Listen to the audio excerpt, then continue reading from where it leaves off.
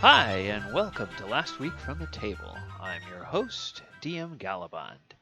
This is Last Week for May 12th, 2020. In this segment, what I do is I try to break down and give you a summary of what happened in the two actual play games that I run on my Twitch channel every week. So let's go ahead and get on with the show. On Thursday nights, I am running the D&D Essentials game, the Dragon of Icespire Peak. And I'm actually doing that in order to get some new players that have not played together yet a chance to get to know each other. Because when we finish this game, we are going to flip right over and go into a long-term campaign that will be in the same Thursday 8 p.m. time slot. Now we're getting close to the end of this particular game. We've had 18 sessions. The party is now 6th level, and they have finally learned where the dragon has its lair. They've actually fought the dragon twice outside of its lair, and both times they survived the fight and damaged it to the point that it fled and went back to its lair. And they learned from a hunter that they met this last week that the only way to be sure that a dragon is going to fight to the death is to face it in its lair. But of course, it's also most dangerous in its lair compared to anywhere else you might encounter the dragon, because it has all kinds of traps and other things set up, and it might have minions around in its lair that will help it when it fights, unlike it does when it's out in the wild. So the beginning of the session, they were still at the Woodland Manse. They left there and they went over to Falcon's Hunting Lodge. And when they got to Falcon's Hunting Lodge, they found several of the other centaurs from Xant's tribe who had been driven out, if you remember, from the Circle of Thunder over in Neverwinter Wood. And so they got there. They told Falcon about the orcs they had fought and about some of the other monsters they had fought. And it turns out Falcon is one of these people who has friends among the forest creatures. So he begged the party to stay at the hunting lodge for a couple of days, and he sent some of his forest creatures. He sent an owl, a hawk, a wolf, and a bear off in 4 different directions to see if there were any orcs around. And when they came back the next day, those creatures told him that all of the nearby orc camps either were abandoned or the orcs had been killed. And the hawk who flew over to the Woodland Manse indeed saw that the cultists who had been there and the orcs that had been massing there had all been slain. And so Falcon had been saving up some magic items that he was going to give to people to entice them to go take care of the orcs. But now that the party has done that, he gave them these boots. They're magic boots. They're called Boots of Elvenkind, and it allows you to get a very good advantage on your stealth checks and to walk without, walk silently regardless of what the terrain is like or what kind of surface you're walking on. And then they started back for Phandalin, and the first morning on the road back to Phandalin, the dragon found them. The dragon flew out of the sunrise and it attacked the party on the road. Did a real number on El, the fighter. Shot its icy breath all over him, and fortunately he survived because he made his saving throw. But they still realize that even though this is a small and young dragon, it can deal a lot of damage with that icy breath.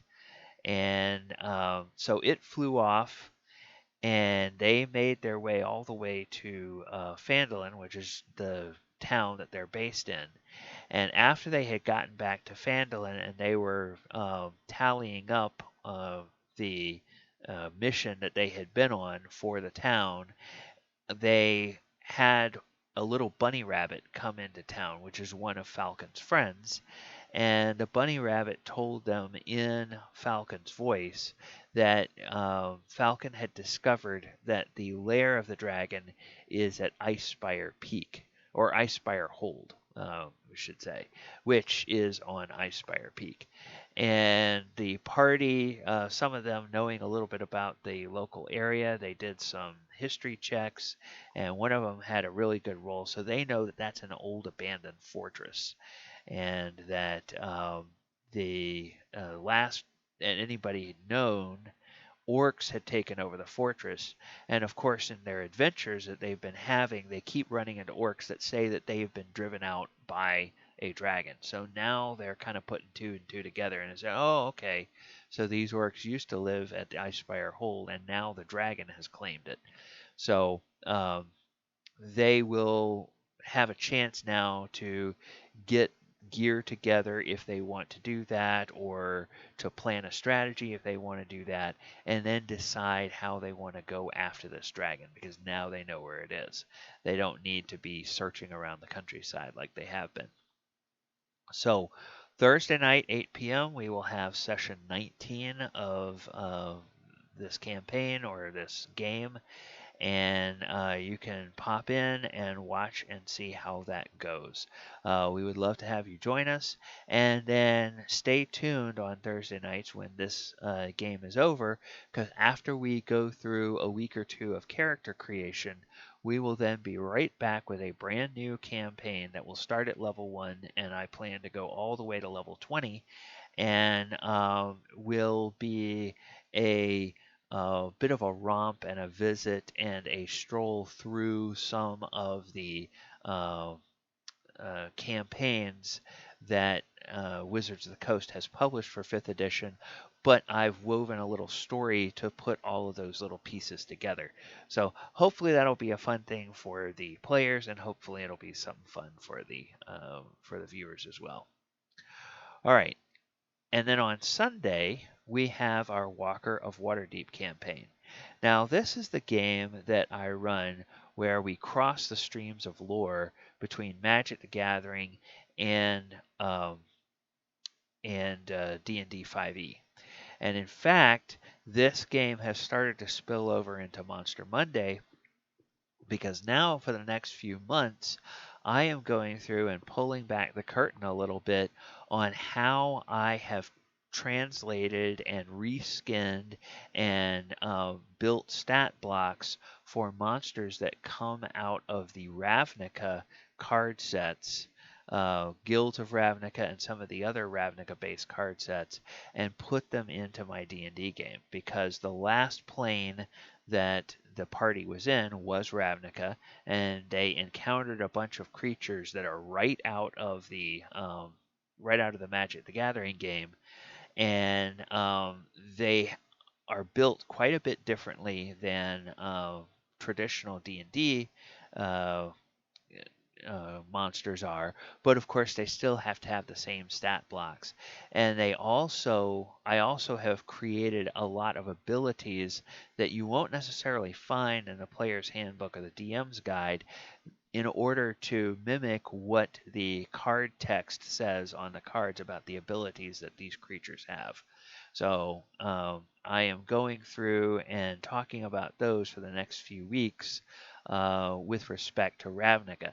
And then if we move on from Innistrad, which is where the party is now, before I finish up the Ravnica, then at the end of that, I will go straight to Innistrad. Otherwise, I'll wait until we're all finished with the plane of Innistrad, and then I'll start going through what I did to convert those characters from Magic to D&D. So like I said, this week the party started just having arrived in the town of Lamholt, which is in the province of Kessig, which is in Innistrad.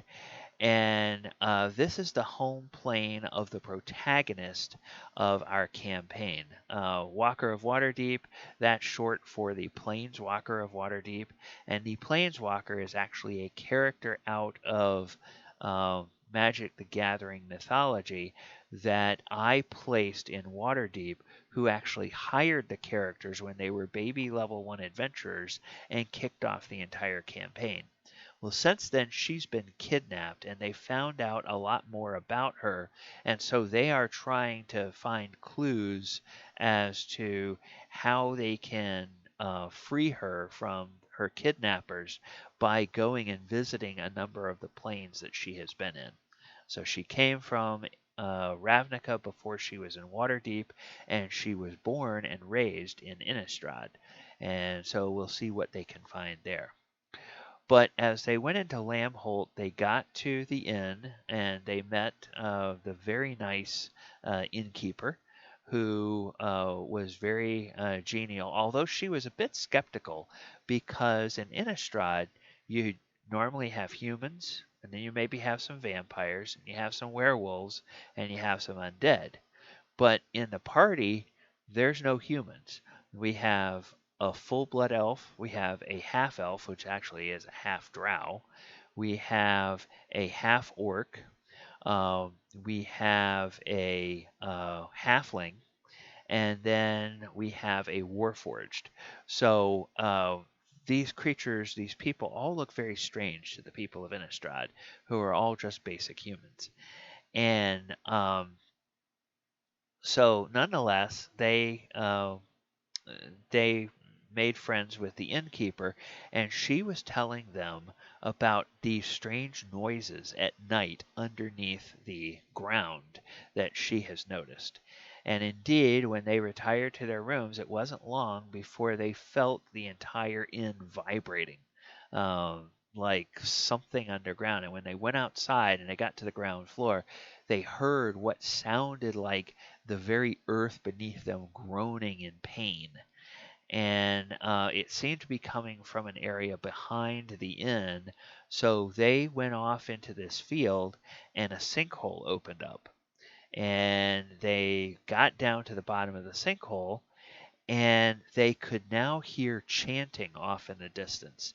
And there was this low rumbling voice that seemed to start the chant, and then there were human voices that came in and picked up the chant, and then every time those human voices got to the end of the chant, they could hear screams of pain and agony.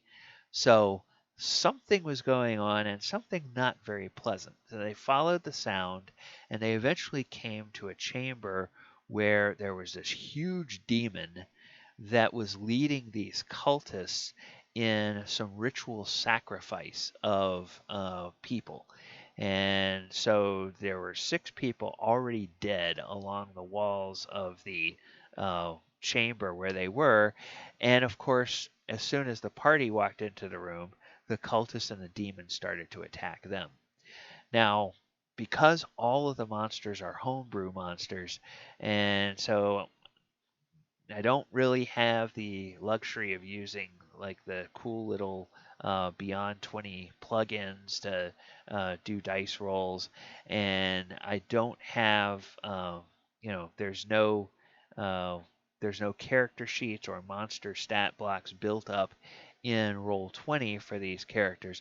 I'm having to do a lot of manual dice rolling, so it's slowing down combat a little bit, but these, the demon and a lot of the higher level cultists, they have all kinds of abilities. So every round they're doing spells, or they're trying to do magical effects, or they're doing things like that. And they manage to get the fighter of the party, who is the half drow, knocked all the way to 0 and unconscious during the second round of the fight. But the cleric came in and he got the fighter back on her feet.